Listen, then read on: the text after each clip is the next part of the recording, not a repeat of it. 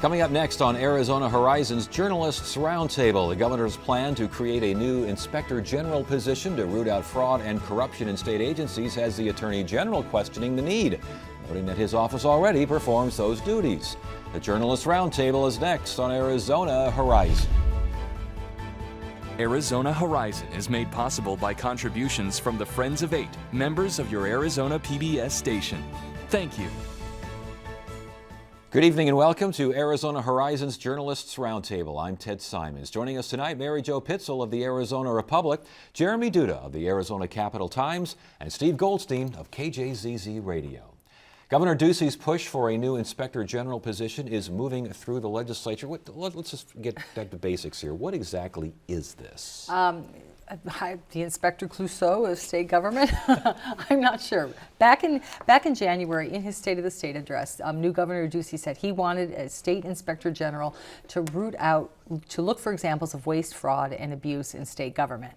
We've had about 2 months of silence, and then boom, on Wednesday, a bill gets heard in a committee, and it's moving through quickly. Why so late the boom? I mean, if you had 2 months for this, why wasn't this vetted? Why wouldn't we hear some hearing, some testimony? What's going on here? I presume they've been working on this since then, but I mean, the late introduction of that certainly didn't sit well with some folks. You know, if this had been introduced earlier in the year, the way a normal piece of legislation would have had, multiple committee hearings by now, it had a lot of vetting, we've had a lot of time to go through and work out some of the kinks, and this came so late, we just didn't have any of that. So has it come so late that it's had some problems, or is it going to sail on through like everything else? Oh, it looks like so far it's sailing on through. I mean, we have a lot of kumbaya between our new governor and legislative leadership and legislative Republicans. Everyone's most of this, pretty much everything he's asked for he's getting so far. We saw a lot of support from Republicans in the committee hearing the other day. It passed, on a party line vote. Seems like this probably won't really have many problems getting through. Speaking of the word problem, it does feel a little bit like the old solution in search of a problem in that sense, that we've heard from governors before, not in quite the same way that Governor Ducey said it, but there's always this, often efficiency is used instead of waste, fraud, and corruption. We're going to slice government down, we're going to make it more efficient, we're going to streamline it. And it sounds like that. It almost sounds like, okay, Governor Ducey sort of went along with us on some of the budget, we'll go along with him on this, and there won't be complications, except there are. Well, yeah, and some of those complications are that, how much will this information be made public? I mean, if they're going to go, sort around in state agencies, how are we going to know what the end product is? And that is still a work in progress. The governor's office says that they'll entertain some motions. They'll have some motions on the floor when it comes up for a full debate, but there's still going to be a fair amount of privacy. And keep in mind, this is an inspector general who is going to be armed with subpoena power and a badge. Yes, indeed, and reports directly to the governor. Yes. I mean, it's I want to call it private police force, but it's kind of like a. Yeah, I mean, certainly back in January when he first talked about this, among myriad other things in his State of the State speech, some people were saying, well, why do we need this? Because we have the State Attorney General.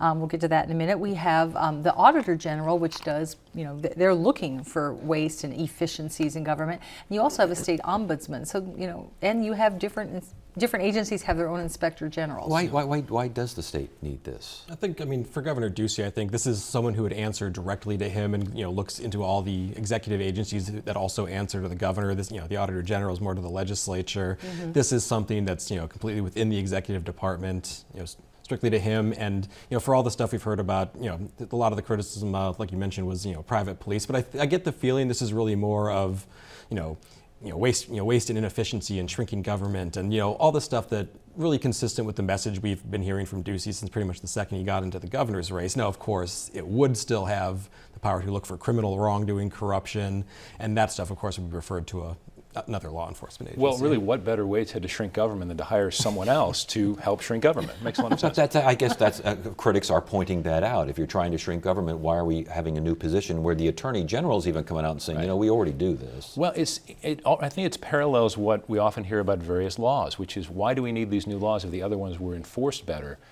It sort of falls under that umbrella to me. And the Attorney General's office did come out and basically say, we already do this. They did. They did not say that to the legislative committee. So that I think Why there's not? a distinction. I don't know, maybe it's still the honeymoon period. Maybe you don't want to really roil the waters, but Attorney General Brnovich found a way to make it known that, hey, you know, this is already happening. And just think, it was just, what, 2 weeks ago that his office announced the prosecution of an employee at the Department of Environmental Quality for embezzling state money. Yeah, I think for Governor Ducey and Attorney General Brnovich, that honeymoon might be over already. You know, they looked pretty strong early in this session. Then you had some issues with the budget, and now this. Obviously, Brnovich was not happy about this. I don't think the governor's office really worked with them much or talked with them much about what they were doing before they did it. But the governor's office insists, you know, this is a much broader range of responsibilities than the AG's does. You know, the AG is a law enforcement agency, whereas these folks are going to, you know, the Inspector General is also going to be looking for, like, hey, where can we save money here? So I don't know if that's going to assuage Brnovich's concerns, because it is a kind of a rival law enforcement agency. I'm sure this was not the intention. I'm not making a direct apple-to-apple comparison. Maybe it's like apple to persimmon or something like that. But it's interesting that in the early days of the Ducey administration, it came up that he was not going to be like his predecessor. He was not going to be in courtrooms. That was up to the Attorney General. And now it seemed like that was throwing Attorney General Brnovich a bone, and now maybe that bone was sort of thrown with a little string attached to it. Yeah, indeed. I thought that the state of the state address, they said the state needs an unbiased Attorney General. That's a little bit of a shot. Inspector there. General. I'm sorry, Inspector. That's a little bit of a shot there, don't you think? Yeah, it could be. I mean, one of the requirements for Inspector General will be that they have not held a, quote, political party office for the past 2 years. They're going to amend that, they tell me, to include any elected offices, which also kind of shoots down this rumor that I think some of the Democrats were throwing around that incoming and outgoing Weights and Measures Director Andy Tobin would get the new spot. Yeah, where did that rumor come from, A, and B, why is he incoming and outgoing? The guy, Andy Tobin, we hardly knew ye in that position. The rumor, I think, coming from Democrats, but Andy Tobin was named Weights and Measures Director, the former House Speaker, and one of his first and probably only official acts as director is going to be to help dismantle the agency. Another late introduced bill from the Ducey administration, where they're going to dismantle the Weights and Measures Department, carve up all of its duties among a few other agencies. Do we know anything more about this, or is this just... That it's one big, long bill, and, you know, I defy you to find a lawmaker who's read all 82 pages and who can tell me who is going to weigh my box of Valentine candy and let me know if it's the proper weight, because that's one thing that Weights and Measures does. They also check gasoline, you know, to see if gasoline is being dispensed in the proper gallon amounts. I seem to remember Governor Meekin. That was a big thing with Governor Meekin, was the problem with the filling pumps. Well, that'll go over to the Department of Environmental Quality. I think, like, grocery store food scales, things like that, to health services, a few other things. Another interesting thing where they didn't talk to, it seems, a lot of the stakeholders, a lot of the people who would be directly affected by this, because you saw some business owners and business groups stand up in committee and say, hey, no one ever told this was coming, and this is going to really affect us. Tobin, any future, does this mean he's opening himself up to another congressional run? I mean, he didn't seem like he was, he's kind of put me out of a job, please. Well, I think he is, I think the word is he is looking at, potentially making another run for that congressional district next year, which will be greatly aided if the U.S. Supreme Court lets the legislature redraw those lines and maybe make CD1 a little more favorable for Republicans than it is now. In the meantime, we have some other state agency directorships that remain unfilled, maybe because they're going to be shut down, but with the Department of Administration, the Department of Revenue, those are two higher profile agencies that have yet to get a director. I don't know if Tobin's in the running for that. And Ted, one other quick thing, because it's all about the money, as we know in politics. Governor Ducey was so brilliant early on in the campaign, talking with people at the grassroots level and big donors as well, and of course using his own money. Maybe if Tobin falls on his sword here, maybe Ducey can help him out a little bit in raising more funds when he runs for Congress. All right, sounds reasonable. We are still waiting to hear about the charter school loan details. This is this $24 million deal where the state backs private loans by private charter schools, and it seems like controversial. And the details are supposed to be coming. When do we have them yet? Not yet. Soon, a few weeks maybe. They tell me. This was one of the probably one of the biggest initiatives that Ducey announced in his State of the State. This Arizona Public School Achievement District, part of which is this fund where public schools can use to borrow against, which will really help charter schools, which can't get the same favorable rates as district schools. Now they put a little part of this in the budget, this $24 million fund. fund that basically these schools can borrow against. And we figured, well, more legislation will be coming for the rest of the plan. Turns out the ninth floor now says, we don't need any more legislation. This is it. We've got to, they'll have to submit the details of this plan to the Joint Legislative Budget Committee, and eventually we'll need some cleanup legislation, but probably not until next year. It's, I mean, I don't know what exactly a charter school would submit to the JLBC. Presumably there will be some kind of a form eventually that will develop. Well, it's the governor's office that still has to submit these details to JLBC. Okay. Yeah, so you're basically, again, this is $24 million to back loans by privately owned charters, allows them to get the lower rates because you got the state credit back there as your backing.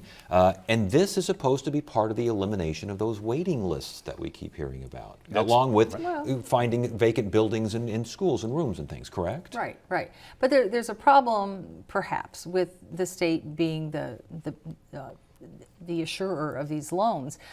There is a thing called the gift clause in Arizona's Constitution, and Senate President Andy Biggs, who has a keen antenna for violations of the gift clause, says he's a little uncomfortable, with this provision. You're going to have to wait and see. I suspect that Jim Hogan for the Center for Law and Public Interest, who also has a very keen antenna, is also waiting for more details to see if this is something that runs afoul of the Constitution. How does it not if these are privately owned charters and the state is backing the loans? Well, we're going to have to wait for the details to come out, is what the governor's office tells me. That's something they're probably still working out. Maybe they haven't figured it out. Maybe potentially they've run into problems trying to work out the details, and that's why we haven't seen the plan yet.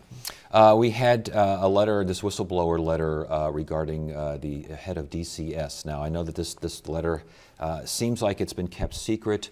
This was the whistleblower on the Greg McKay. Talk to us about the letter. Can you just give us a general idea what the story is about and the fact that this letter is still not out there? Well, there's a lot we don't know for details, but what has come out is the general counsel for the Department of Child Safety, we believe, filed a whistleblower complaint against Director McKay. This was after he had been appointed director. And over what? Well, I don't know. That's why we. that's why you want the complaint, to see what's the problem here. And this staffer has been on leave since that time. Public records request. I think Jeremy could probably speak to this better because his. The Cap Times actually filed a request for this, correct? Yeah, we put in a request for this, and the way they denied it and said, well, this is attorney-client privilege. The person who filed the whistleblower complaint is general counsel over there. They're an attorney. This went to Governor Ducey's general counsel, so therefore, attorney-client privilege. They don't have to release it, they say. And the idea is that the public right to know is outweighed by a robust interest in maintaining confidentiality. Very robust, yes. and of course, part of the argument is, well, folks are going to be more hesitant to file these complaints if they're going to be public.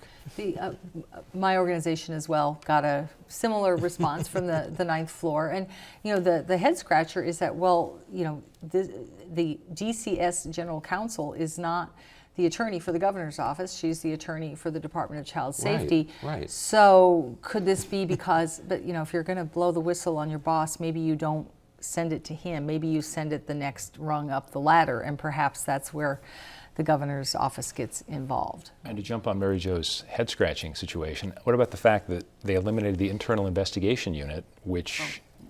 Well, that was big. That was after it was investigating Mr. McKay, was it not? The timing seems to be iffy as far as those things go. We can talk. And again, he said he wanted to get free up those resources to go and use those resources in other areas.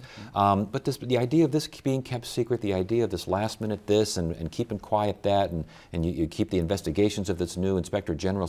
Is transparency becoming something to watch out for with this administration? At least on this, I mean, this is certainly not very transparent. We've seen some things where, like, initially they got rid of the visitor logs at the 8th floor. They put them back, though. In other areas, I've seen maybe a little bit more transparency from the DC administration in terms of some records that maybe the Brewer administration didn't turn over. But on this, and on the big things, stuff like this is certainly maybe kind of an issue. Not to be too philosophical here, but one of the things that I think in general the public would struggle with, and not folks who watch Arizona Horizon, not people who read Cap Times or read Mary Jo, but how do you get enough people to raise enough of a clamor so that if in fact there is concern about transparency at the legislative level or in the governor's office, how do you get enough people to really care about it so people seem to care about the visitor log, and then that came back in whatever form. So how do you get people motivated enough for a governor's office to feel pressure? Well, the people I think who would normally be clamoring for this, I would imagine, would be the legislative Democrats, especially those in the Senate committee who had to approve Director McKay's nomination, and none of them took the opportunity to ask about this whistleblower complaint. And in fact, none of them even voted against Director McKay's confirmation, despite the fact that there are concerns about this. And a lot of the legislative Democrats were pretty irritated that Charles Flanagan got canned and replaced by Director McKay. Where was the hue and cry from the Democrats on this? It wasn't. Where to go? I heard Senate Minority Leader Katie Hobbs say after the hearing that she didn't want to. She's got to work with this guy, so she didn't want to be the only person voting no. However, this is your opportunity to. I was going to say voting. Who are we working for here? It should be for the greater good and for the public, and there are a lot of questions about the early days of McKay coming into this position. What was going on that merited a whistleblower response? Why he's somewhat answered why the Internal Investigations Office was why he's dismantling that. There's just a lot more. What are his qualifications? He's a police officer by training, but he's been involved with child safety issues, for quite some time. This may not be a valid defense at all, but I think what's interesting is that everyone wanted to be on board for good reason to help kids who were in danger, and obviously previously CPS failed at that, because it's a very difficult job. So moving forward, I almost feel like someone like Katie Hobbs, you want to make sure that things are going in the right direction and not get as bogged down in politics with an issue like this, because maybe. I'm just wondering. Well, I just wonder why there weren't more questions. I mean, voting is one thing, but asking the questions you'd think would be. Yeah, this is the job of the loyal opposition, and we didn't really see the kind of opposition we're used to seeing there. Hard to say why. We talked about transparency regarding the administration. Transparency just seems to be an issue in a lot of just general directions. Now we have a bill that shields the idea, I should say, of police that are involved in shootings. Where does this bill stand, and what does this bill do? This bill has gotten out of committee as well. This would bar police departments from releasing the names of officers involved in shooting deaths or use of deadly force that results in serious injury for 60 days. It was 90 days. Now it's 60 days, and their concern is that protesters are going to show up at their house, or they're going to be condemned in the media or something like that. But for a lot of other folks, it's very alarming that these are very serious incidents, and getting their names allows us to find out a lot about who they are and what these incidents are about. And this is going to keep a lot of this secret now. It just seems that this is part of a continuing trend that we've seen, maybe like over the last decade, to just close off more and more information to public knowledge. Mm-hmm. And I mean, the answer on this one for the people that criticize this bill is, well, you can file an action in court to, to get that information. I think you can do that after the 60 days. So that's the only way it's going to be released. I don't think you're going to, if this passes, you're not going to have police departments putting out press releases 60 days after a shooting saying, by the way. It's such an overreaction, obviously, to Ferguson, to New York City, and yet that is almost the defense for things like this idea that, we had these situations. Do we want riots like this? So from the perspective of, and I know the lawmakers who sponsor haven't said this, but when you read between the lines, it's clearly based on timing. That's what's going on. And a lot of what you hear from the proponents of this bill is, oh, well, this could put the officers and their families at risk. There could be threats of violence, but we haven't, to my knowledge, haven't actually seen anything like that happen around here. Well, I think the critics are also saying that when police-involved shooting, those are serious incidents. Those are the kinds of things that demand transparency and demand that kind of information to get out there. For good reason, yeah. That's why there's talk about body cameras, which is not going to happen. Another bill that didn't make it. What's going on with Senator Allen and her son-in-law and police due process, or law enforcement and self-dealing, et cetera, et cetera? Well, Senator Sylvia Allen is bringing a personal experience to bear on a piece of legislation that she introduced. Her son-in-law was the subject of some allegations in his role as a detention officer up in Navajo County at the jail. There was an internal investigation that was done, found these complaints credible. But during that process, he did not have a chance to respond until he was handed the results, and then that's your window to respond. So what this really became, and these were pretty salacious allegations of providing contraband in exchange for sexual favors from female inmates. But really what this is it's an employer-employee dispute. She got in it on the employee side, which is interesting because these employees are unionized peace officers, which is usually not her constituency. So as a county supervisor at the time, she tried to intervene in this investigation. She said she wasn't intervening, but she believed that there was some data missing from files, and she used her position to inquire about that. And then she came down to the legislature and came into the Senate and wrote a bill that would provide more due process if such a case like this were to happen in the meantime. It won't help the son-in-law. He's Right. gone from the agency. This is not self-dealing because it won't help her son-in-law, I guess. And Yeah. apparently, a lot of folks in the legislature agree. We've seen a lot of bipartisan support for this, surprisingly, or maybe not so much. I mean, a lot of the details, these details weren't known this week. Prior to that, the bill was still moving through. But even after that, it didn't come up in committee. Still some bipartisan support. The police chiefs oppose this. Seems like the groups that represent the rank and file are a lot more supportive.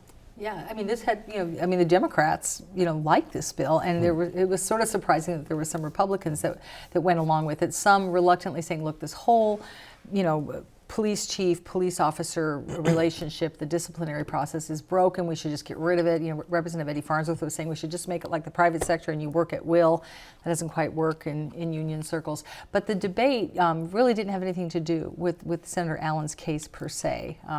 That did not seem to influence votes. So the fact that she was involved as a supervisor and gets kind of involved as a lawmaker, even though he's no longer in office, didn't raise too many eyebrows, huh? Not at the legislature, at least. Okay, well, all right, we'll move on then. I think it's a wonderful thing, Ted, that Sylvia Allen is the symbol of bipartisanship. Who knew? Who'd have thought Yes, that? and protecting union workers. Speed camera ban. How many times is this thing going to pop up and it goes? Talk to us, please. Well, 3 to 4 times this session, at least. There are a number of bills. This is, I think, the 4th one that's come up that in some manner deals with these photo radar cameras, which are intensely unpopular, but it seems like the impetus for getting rid of them since they took them off of the freeways back in 2010 hasn't quite been as high. And cities and counties, they don't want to ban these things. A lot of these, they still use these things for revenue. And we even got some testimony from Mesa Police who said, hey, if you get, the footage on these things, you might be able to use this for the case of this big shooting in Mesa the other day. And why would we want to get rid of that? I was going to say, during the shooting in Mesa, wasn't testimony going on, or wasn't this hearing going on during that time, or close to it, and Mesa Police saying, hey, this could help us in this situation? Yes, yes. Also, at the same time, there was scheduled to be a hearing on the Guns in Public Buildings bill that got held. I suspect for unrelated reasons, but because guns in public buildings actually this shooting might help the argument of proponents for that. But even though the East Valley Institute of Technology, where some of this happened, is a school, and that would have been exempt from it. As far as though it's a speed camera, are we going to see attempts next session that constantly show up and constantly get shot down? Of course. Why wouldn't we, Ted? I mean, this is one of those things that is it's one of those that advances just a slight bit and always gets pulled back, and ultimately it comes down to, I think this is, again, one of these state versus local control issues again, where let's let the communities decide what they want to do. The legislature has a hard time with that often. Yeah.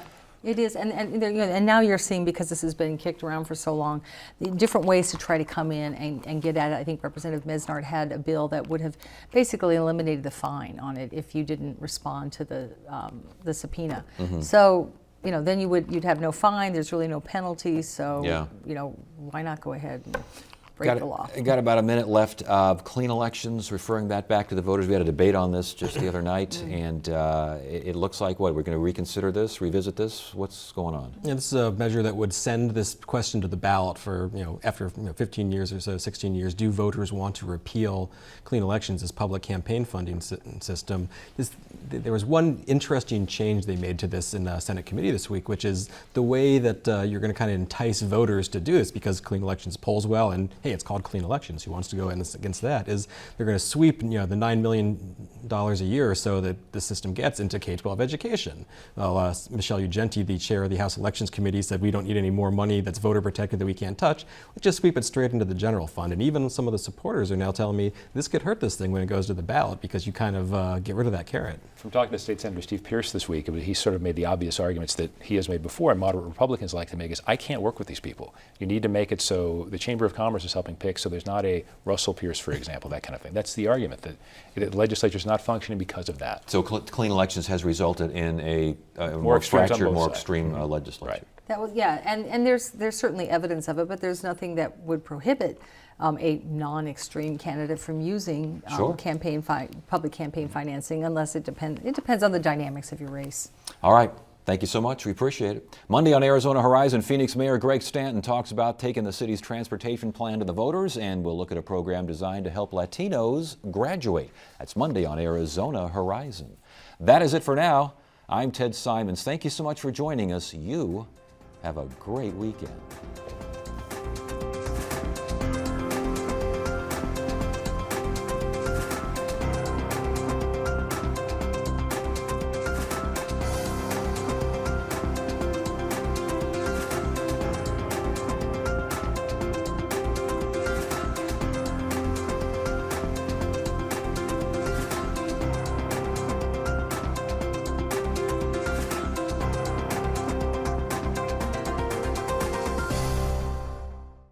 Arizona Horizon is made possible by contributions from the Friends of 8, members of your Arizona PBS station. Thank you.